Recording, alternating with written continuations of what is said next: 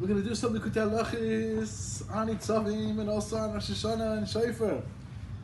He says the main determinant of a person's life, the quality of life. You know, we want life quality. People never crazy people. They want to kill people. Kill someone because life quality is like a ganze. I saw a beautiful story about that. Oh my gosh. It says, you feel like this moment, this instant, every use, every moment. That's the idea. At the end of life quality, someone came to the Rosh.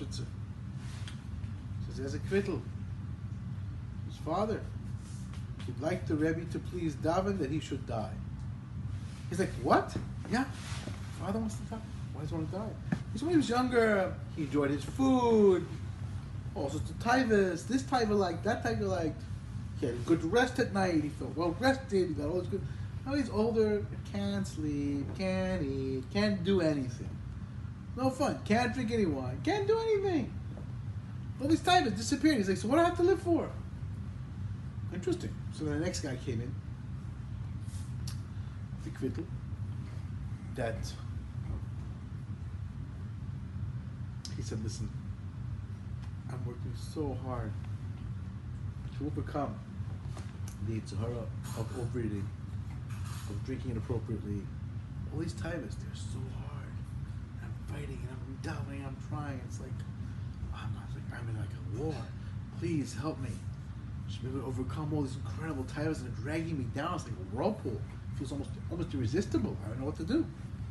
So the Rosh said that's what it says in the end of Kinim. It says that the Talmidei Chachamim, they're like when they get older, right? When they get older, they become better and better, right? You said like wine. They get more chachma. Yeah, exactly. Like wine. Yeah. And the amaratzim become worse. He said because when a person embraces the taivas, and that's his identity. That's my identity. That I eat, that I drink, that I do this taiva, that taiva, that's my identity. That's it. That's who I am. So then comes a time when none of those things happen anymore. So then the person feels like he has nothing to live for. This is inequality of life. He doesn't live for what's he going to do. He can't enjoy a good steak. He can't enjoy a good this. He can't enjoy a good that. He can't do this. Can't do that. Well, what do you want from him? What am I living for if not physical things? When a person is trying to live a spiritual life, it becomes something completely different. Totally different. He said this is the opposite. This guy's fighting the typist in whatever way. At least the person, that's not what he wants. He does better, he does worse, this is harder, this is easier, whatever it is, but you try your best to make the typist and put them aside and connect to Hashem. So when you get to a place where you're older, so the types are weaker, it's like, it's mchaya. Now you can focus on the spiritual, which you've been struggling for your whole life. The person doesn't have spiritual, so then what do you have? What do you have? So it's not a pashta thing at all. So the union of arichas yamim, the person wants to make his day filled. It depends how much spiritual does he put in his day. How much does he make it spiritual? So some people, they can yearn. Or not say, at least you can desire. Yearning is free. Just yearn. Just want. Okay, great. Some people, they're able to at least do something. Do a little learning. It's a story which I really love. The Menachem of Alexander, he told about someone, this might have been about him even. I'm not sure. He spent 10 minutes a day learning halacha, and he became a Talmid Chacham from that. Because the person who learns halacha, it's not that much, not that, he has needs a little siyat l'shmai, he keeps learning it through, Shulchan Aruch, or Mishabura, or whatever it is, and he gets through halacha, and suddenly he starts to have a tremendous breadth and depth of knowledge that he just didn't have before. Even 10 minutes a day is really significant. More than you think. Not a little bit. It's a big thing. When Kelma used to wake you up, used to wake the Bachram up to have a 5-minute Seder with Chavrus and go back to sleep. Why? Because after a year of learning 5 minutes a day, one particular thing, you start to see you covered books, and you're like, 5 minutes is a lot. 5 minutes is a lot. It's worth it getting up, washing the Yigavasser, sitting down for the 5 minutes, and then going back to sleep. Because the 5 minutes a day is like serious business. The different story, like some Sefer, some say that he finished the Mordechai, and the minutes between things, the say finishing Shas, could be both true. Only the other way, a person if he uses the time, he does tremendous things, do tremendous things. So we want to fill our day. That's what determines what the day is. And the day, every day is constricted when it starts out. At the outset, it's hard. You can't get into the good of the day. As the Zohar says, every day has good, but they're in the way. There's a barrier, it doesn't let you in. You have to break through. So it starts off very constricted. It's very narrow. To break it open, like widen it. And of course, first of all, Ramnasan says that's a shofar. It's a shofar. That's why we say mina mitzvah karasika. Shofar. It's like, gotta be. You're not allowed to blow from the side that's less constricted. That's more broad. The broad side of the shofar, you're not allowed to blow. Why not? So we even the pasuk, you're not allowed to blow it. And even if you make it thinner, you make the thin side bigger, it doesn't work. The natural, that's the way it goes, and you have to blow it the way it's on the animal, right? Because this is the reality, and that's what shofar is about. Shofar is this idea of this constriction. It makes things better. So we have to pack our day as much as possible with holiness, with goodness, with connection, with kedusha, with tahara, whatever way we can. And we have to hold on. We have to say, I'm not gonna. These struggles are not gonna be forever. The Torah is real sa'ara, storm wind. Eventually it gets easier. Once it gets easier, so then what do you want? What's your life about? You know, there's a story about the Chishur, the certain Balagola, certain wagon driver who really did whatever. He did a big thing for the Shofrim. He gave him a bracha, really be another bo. So he said, the truth is, I think after he passed away, Chishur said, he's not another bo, but he doesn't know what to do. He has a wagon, they gave him a wagon, and horses. It's very fun for him, but it's like not. He can't really connect to what's really happening because he wasn't connected at all here. That's really what it comes down to. A person supports Torah, a person connects to Torah, one with the other way, so it can happen. But otherwise, it's not so simple.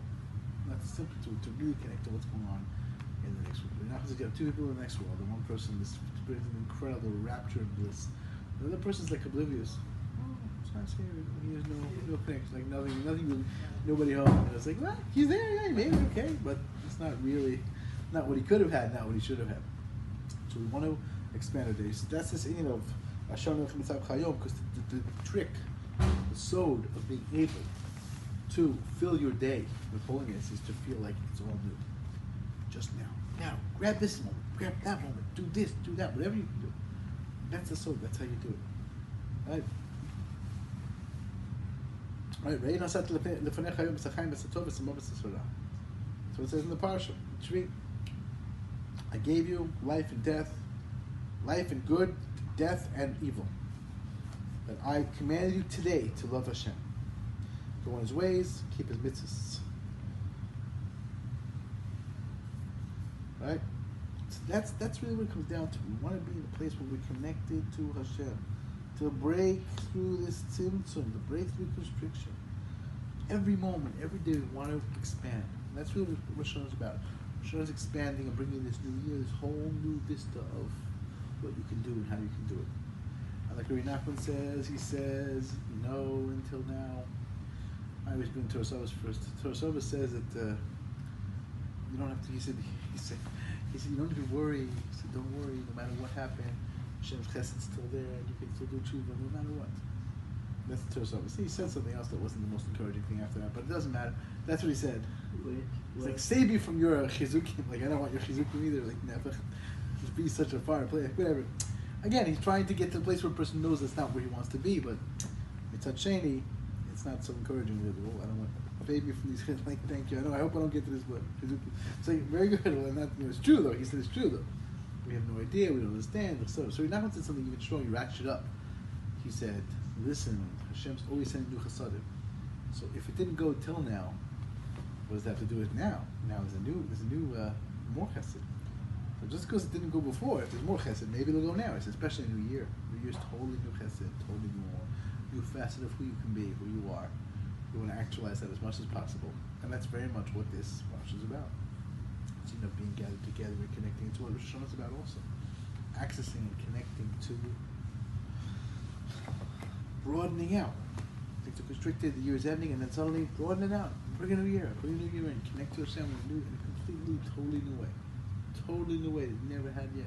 Never existed. No such thing. No such thing. And Chaim Brisker brought a beautiful mashal. He said there was once a group of people who they wanted to smuggle from country to country, and as it happens, the border kept moving.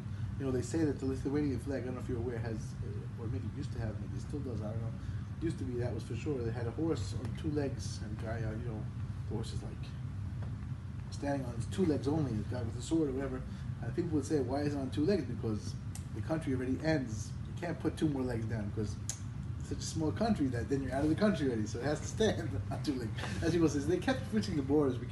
The borders kept switching. It get very complicated figuring things out. So, in this particular town, the way the border works out between country to country, there was actually a cemetery right between. There was a special dispensation between the governments. There were Jewish people here, Jewish people there. You're allowed to vary. Hashem should protect us from everything. Should be good. Should be chayim and shalom. Everything positive. Everything perfect. But l'maisa, such things can happen. So they were allowed to go to Levias. So people have this great idea, we'll smuggle in from one to other.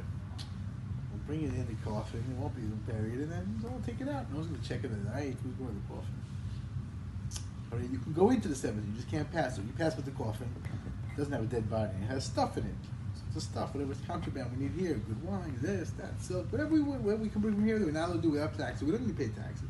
Just bury it, and it's all unburied. Right? In the middle of the cemetery is the board or whatever, or before from both places. It doesn't matter. Bottom line is, first funeral they can go. They went, and the people got from the other side. By the night, they picked it up. Great, perfect, good arrangement. So at first, people pretended to be mourning. But eventually they started laughing, making jokes, a really nice afternoon, they're walking around, whatever. So finally, I was like, what's going on? This doesn't look like a funeral. So now everyone starts to get afraid. Oh boy, you can go to prison for this. This is not a joke. Or worse, who knows what they did. Whatever. Fines, who knows what. So they figured out the contraband. And then everyone started to cry. Oh no. And he's like, you know what? I want to tell you something. He said, if you had cried before, you would have saved yourself crying now. That's what he said. And Chaim Brisker said, that is Rosh Hashanah. You need to cry.